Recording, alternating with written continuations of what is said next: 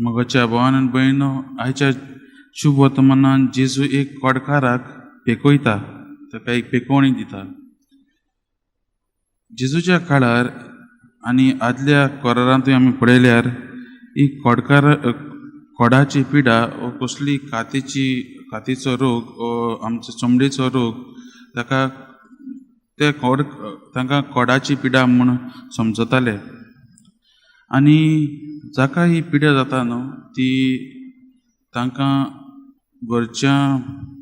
घरच्यां मदलीं, तांच्या शेजाऱ्यां मदलीं आनी आख्या शारा मदलीं तांकां भायर घालतालीं, तांकां सेपरेट दवरतालीं, तांकां ओरोण्यांत व्हरोन सोडटालीं.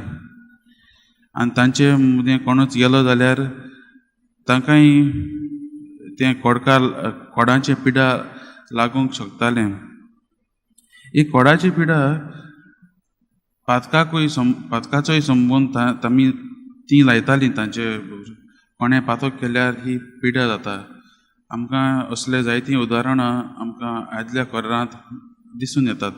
कोणें पातक केलें तांकां ती पिडा फुट्टाली अशें तांकां दिसतालें. ती देवाची कास अशी, पातक केल्यार ही कोडाची पिडा येता ती.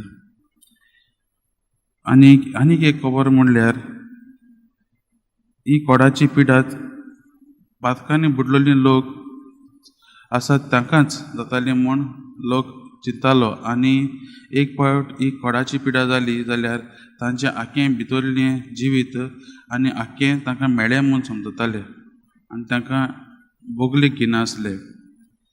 आयज आमी पळयता जेजू ह्या कोडकाराक पेकयता. कोडकार पयले लोकां वचीर येनासले, पूण हो कोडकार भावार्थान लोकां वचीर जेजू मुखार येता आनी आपणाक नितोड करूंक सांगता. जेजू ताचे कांय पातकां कांय पळयना, ताचे कोडकाराची पिडाय पळयना. ताका जाय तो मनीस पेकवलेलो, ताका जाय तो मनीस आपल्या वाटेन चल्लोलो. हेच परीन आमी आमच्या जिवितांत जायतीं पातकां केलेलीं आसात. आमी आमच्या पातकांनी बुडलेलीं आसात आनी आमचो दोनी देव, आमचो जेजू ही आमची पातकां पळयनासतना आमकां तो पेकोवंक सोदता. आमी ताका चड गरजेचीं, आमी ताका चड म्हत्वाचीं. तो आमची पातकां पळयनासतना तो आमकां म्हणटा, पळय तूं नितळ जा. जायते फावटी आमच्या जिवितांत ही कोडाची पिडा लागलेली आसा. आमच्या आत्मीक जिवितांत एक कोडाची पिडाची पेकोवणी जाय आनी ही पेकोवणी येतलो जाल्यार आमचो जेजूच लागीं ही पदवी आसा.